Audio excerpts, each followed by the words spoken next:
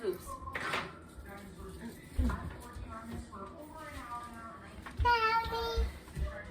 Okay, when you leave your juice pouch unattended, your little brother will find it. Anyway, welcome back to Teal House Farm. I'm so excited today to show you our garden because after months of hard labor, our no-till garden is basically ready and we're going to start planting. So we're going to do most of the planting next week. It's still getting really close to freezing at night some nights, and I'm not putting anything out there that's going to die until I feel confident that it's warm. So I'm going to err on the side of caution, wait another week before we put out like tomatoes and stuff. But we had a viewer send us a surprise package, and it's rhubarb. And I have never grown rhubarb. They sent 2 roots. I think they're both the same. Yes, they're both crimson red rhubarb. And so last night before bed, I did a bunch of research because I've never grown rhubarb before. And so we're going to do a little bit of an experiment. I have a giant oversized pot. It's huge. And I had been thinking to myself, what do I want to plant in this thing? And I thought maybe just some flowers because it'd be pretty. But then these arrived in the mail and I thought, oh my gosh, this would be perfect. So I'm going to plant one of the crowns in my humongous pot. And we're going to plant one in the garden. And we're just going to kind of watch over the next couple years and see how they do comparatively, you know, the garden or the pot, to see which way we like growing rhubarb. So rhubarb is not you're not supposed to harvest it the first year. So we're going to plant it now, but we're not going to enjoy rhubarb until next year because we want the plant to get really strong and establish itself. It's a lot like growing strawberries, it seems. You get the crowns in the mail or from the store, you plant those. The first year you just establish your plant, and the second year you can start enjoying the fruits of your labor or the vegetables of your labor. Not sure what rhubarb, I guess it would be a vegetable, right? Would it be qualified as? So anyway, before we can plant these though, we need to soak these roots for a few hours because they've been in this bag in the mail, and we're gonna get them ready to be planted. So we're gonna get these in a bowl of just some water and just let them sit. We're gonna go to town and run some errands, and then when we get back this afternoon, I'll show you the garden, I'll show you what's already growing in it, and then we'll get these bad boys planted. You wanna help me? All right, Isla's gonna help me. Let's do it, Goobs. You ready? Okay, so we're just going to use some bowls here, and there's 1 rhubarb crown in each package. I was actually a little bit surprised how large these were. When I read about rhubarb, it compared them a lot to strawberries and as far as how you plant them, so I assumed that the crowns would be about the same size, but that definitely wasn't true. These were huge, so we're going to actually have to find a bigger container, at least for the second one. So we're going to pour water just all the way in the bowls here, and we're just going to let them sit and soak for a few hours. Said you could also do it overnight. And that big one is so big, I'm actually just going to soak it in the pitcher standing up. We're going to let these soak and run some errands, do some running around, and come back this afternoon and plant them. Okay, we're back. Let me show you what I got, and then we'll do some planting. We're going to do the rhubarb today, and I think we're going to do some corn. Ivy said she doesn't want to plant. Now I want to. Now she wants to. Okay, she's going to help now. But let me show you what we got first, already going on.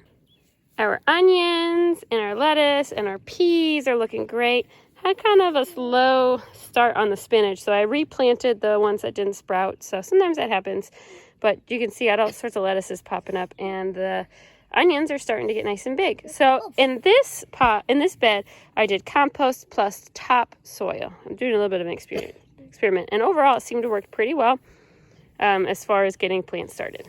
Does this one need to be watered? You can water them if you want. Over here, we did compost plus potting soil, which interestingly did not do as well. I think it drains too fast, so the topsoil was the way to go. So I've had to replant a lot of these peas that didn't sprout, so they're starting to come up. You can kind of see. So we'll fill in. What's wrong, baby? Bird bug. There's bugs everywhere. We're outside. I don't like it. Starting to replant. Oh, also this bed we planted much later. You guys watched us plant it. So we're just now starting to get our broccoli and our cabbage is coming up. So that's why it looks kind of empty. Our beets are coming up. Isla helped me plant this, so we got some doubles. We'll have to thin it out. But overall, it's going well. But this is the potting soil and compost, and I think it's too loose. And so the water is draining through too fast, which is why we didn't have as good, oh I want to say germination on those peas as we'd like. So I definitely like the compost and topsoil mixture better for the raised beds. Mom, there's one on there. Yeah. And the bugs keep flying. I have these grates up here to keep the cats from getting in here and digging. Once that things get grown up, the cats won't get in there and dig, so you don't have to worry about it anymore. My potatoes are just starting to sprout up in the tires. So you see this one sprouted earlier than we had a frost. But potatoes are really frost hardy, so you're just starting to grow again. And I have a couple of those buds in each tire. And here's the raised bed, or not the raised bed, the no-till garden. So we have it completely covered all the way around with our composted material. And on this side, I'm doing another little experiment. On this side, we're going to add in topsoil. We're going to mix it in to our compost. And on this side, we aren't. I just want to see if either side does better drainage-wise. If you read about building a no-till garden, most people don't suggest. They just say do the cardboard and the really well aged and composted compost, and that you should be good. But I'm worried about it draining too quickly. So we're just doing this little experiment. Those bags of topsoil were $2 each. So I'm only like $10 in. So it's not a big deal. We're going to open those and mix them in over there later. But today we're going to plant the rhubarb, and it's going to get planted in this big pot here, the silver thing. This actually used to be our bathtub for years and years, so it's already got a hole drilled on the bottom. And it just got taken out in exchange for an actual bathtub in our bathroom. It's a lot better. It is awesome bathtub. So now it's a pot, and we're going to plant one there, and I am going to plant one just kind of in the corner here on the other side of it. And so we'll see whether the rhubarb likes pots better or the ground better. So we learned, because I've never grown rhubarb before. And then growing along this line, it needs to be weeded, is an old strawberry bed that I thought was destroyed, but it grew back nice and strong. So we're just going to let them do what they want. I got quite a few strawberries going all the way along the side of this. So we're just going to keep them weeded and let them live there. I'm going to fill them in with a little bit of straw too to help with the moisture and the weeds. Okay, so Ivy gives me a hand here. We're going to get ready to plant corn. We're going to do 4 rows of corn. Corn always needs to be planted in several rows. At least 4 is what's recommended because it needs enough space to pollinate. The rows are probably maybe 15 feet long here, and we're going to space them about 8 inches apart. I'm actually not sure what variety of corn this is. It was given to me by a friend who had a package explode in shipping, and he wasn't quite sure what the variety is. We know it's sweet corn, so we're just going to do our best guess here and give it a plant, and we'll see what we end up when we're done. I'll always take a free seed though from a friend, and he had a whole bunch, so we're gonna have plenty for sowing this little section. It's actually going to be a 3 sisters garden when we're all done, which is corn, squash, and pole beans, but the corn needs to go in first, and we will start the other plants once the corn has sprouted. The corn needs a head start so that the pole beans have a stalk to grow up. Then we go ahead and work on that rhubarb. I dig a hole in this giant pot. This actually used to be our bathtub.